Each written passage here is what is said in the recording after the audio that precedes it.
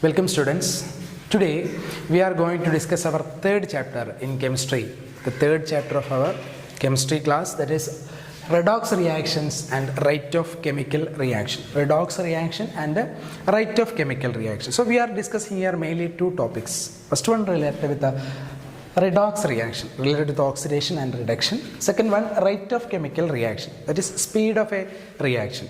Now we are in the 8th standard. You have studied about chemical changes and physical changes. So there are varieties of changes are there. They are mainly classified into two: physical changes and chemical changes. And you are familiar with the examples related with what? Physical change and chemical change. So here we are discussing about a chemical reaction. That chemical reaction implies hydrogen and chlorine reacting together and form hydrogen chloride as the product. So this is the reaction.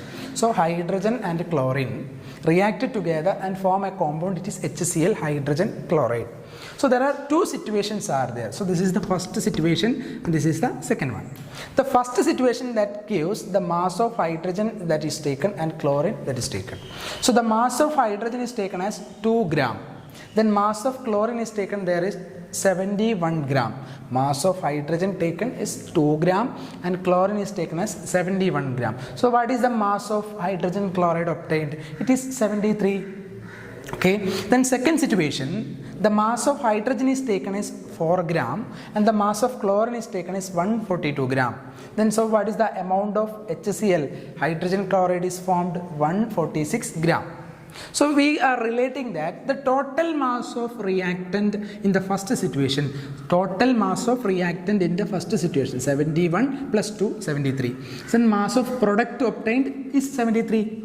Then second situation, total mass of the reactant 142 plus 4, 146 gram. Then what is the mass of product obtained?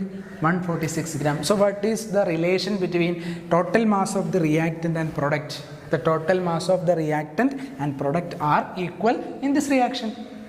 It's a simple thing. The next example we are going to discuss about another reaction. Reaction of hydrogen with oxygen. Reaction of hydrogen with the oxygen and it forms water as the product.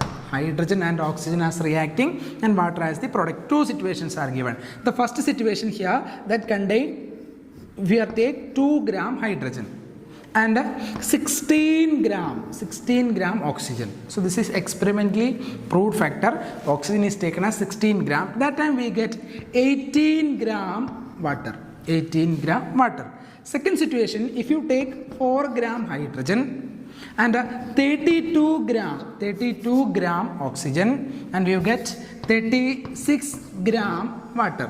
If you take 4 gram hydrogen, 32 gram oxygen and you get 36 gram water as the product. Here also you just check the situation 1 and situation 2. First situation, total mass of reactant. Reactants are hydrogen and oxygen. Total mass 16 plus 2, 18. So mass of product obtained 18. Then reactant. Second situation, 32 plus 4, 36.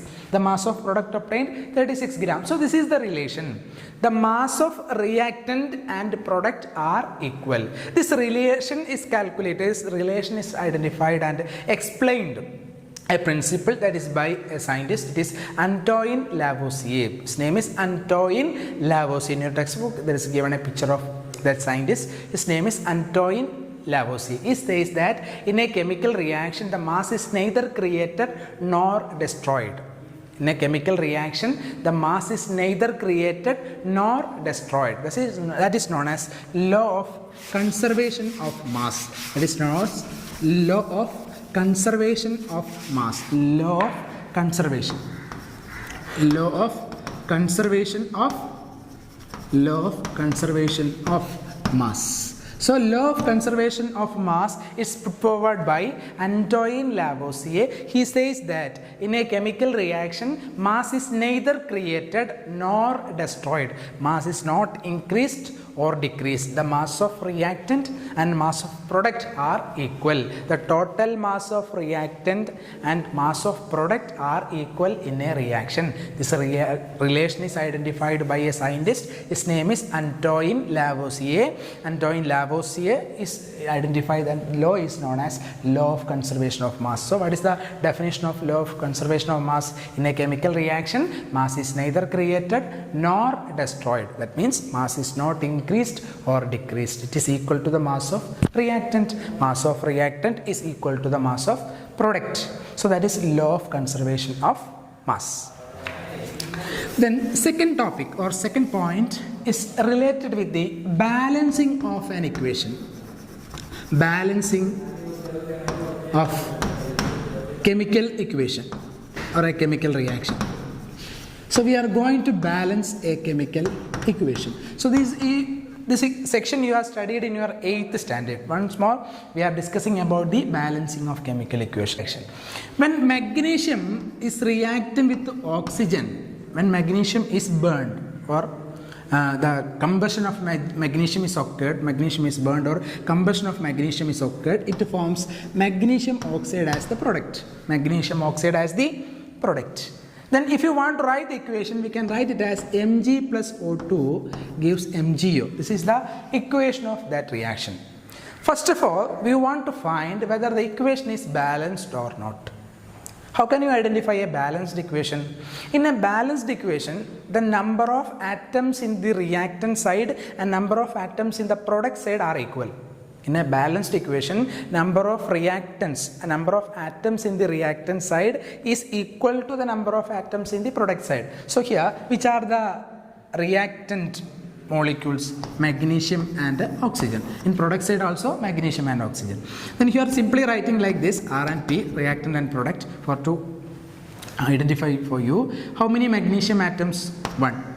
How many oxygen atoms are there in the reactant side? 2. Then in the product side, in product, how many magnesium atom? 1.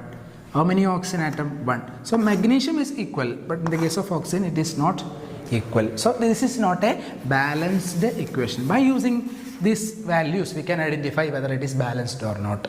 In a balanced equation, the number of atoms in the reactant side and product side are equal. So here we want to make the number of atoms equal. We want to make the number of atoms equal. So that is balancing. To balance, while you are balancing an equation, it is not possible to directly change the number of atoms. It is not possible to directly change the number of atoms. That means you are not possible to change the subscripts. We are not possible to change the subscripts. The related subscripts we have studied in the 2nd chapter. We are not possible to change the subscript directly. We can change the number of molecules. Okay. Only side you are the possible to write the values. So how many magnesium atom? Here 1. Here how many magnesium atom? Only 1. Okay. That is, in this case it is balanced. Then how many oxygen atoms are there? 2. Then how many oxygen atoms are here? Here only 1. So that time you want to make that oxygen into 2. For making that into 2, it is not possible to write here 2. It is easy, but that is not possible. You just write here, it is 2. So here if you write 2, that time the oxygen is become as how many oxygen atom? 2 oxygen atom. Then look, how many magnesium atoms are there? 2 magnesium atom. But here it is only 1. So that want to make into 2. So here writes 2. So the balanced equation is 2Mg plus O2 gives 2MgO. 2Mg plus O2 gives 2MgO. This is the way we are writing. So how many magnesium atoms are now? 2 magnesium atom. How many magnesium atoms are there? 2. How many oxygen atom? 2. In the product side, how many magnesium atom?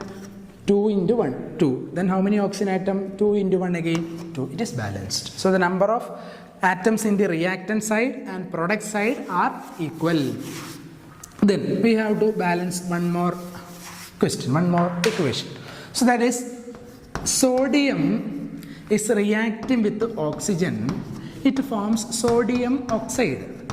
Sodium is reacting with oxygen. It forms sodium oxide. Na plus O2 gives Na2O. Sodium is reacting with oxygen. It forms sodium oxide. So look at that, how many sodium atom? 1. In the product side, how many sodium atom? 2. So it is not a balanced equation, unbalanced equation. So we want to make that into balanced. So balancing that, look at here, how many oxygen atoms are there? 2 oxygen atom. Here how many oxygen atom? Only 1. So that we want to make into 2. For making that into 2, you write it is here. In the sidewise you write it 2. So the oxygen, it is 2 now. Then how many sodium atom? 2 into 2, 4. 2 into 2, 4 sodium atoms. So you just put here 4. So the balanced equation is 4Na plus O2 gives 2Na2O. So this is a simple thing to balance a chemical equation. So students, all of you study this section very well and balance an equation. After balancing, we want to discuss related with oxidation and reduction. Okay, oxidation and reduction. So one more thing here we are going to discuss about related with what? Related with aluminium oxide. So what is that? When aluminium is reacting with oxygen, it forms aluminium oxide. When aluminium is reacting with oxygen, that forms aluminium oxide, if you want to balance that. So here we want to aluminium. How many aluminium atom? 1. Here it is 2. Okay. So you just don't write 2 here now. Then how many oxygen atom? 2. Here how many? 3. So we want to make the 2 into 3. So that is not possible. So we want to change the 2 and 3 into a common factor. So here just it is 6. So 2. If you put there 2, so how many oxygen atoms are now? 6 oxygen atoms. Then how many aluminium atoms? 4 aluminium atoms. So 2 into 2, 4. Then 2 into 3, 6 is there. Here we have only 2 oxygen atom that we want to make into 6. So 3. The equation is 4Al plus 3O2 gives 2Al2O3. So this is the balancing of equation. We want to check the number of atoms and in the reactant and product side. That is important. Whether it is equal, that is a balanced equation. If it is not equal, that is unbalanced equation. For your exams, they will give the equations and they will ask, find the unbalanced equation and balance it. So for that, it is very important. You want to go through this section in your chapter and study well. I will give some homeworks. Okay, thank you.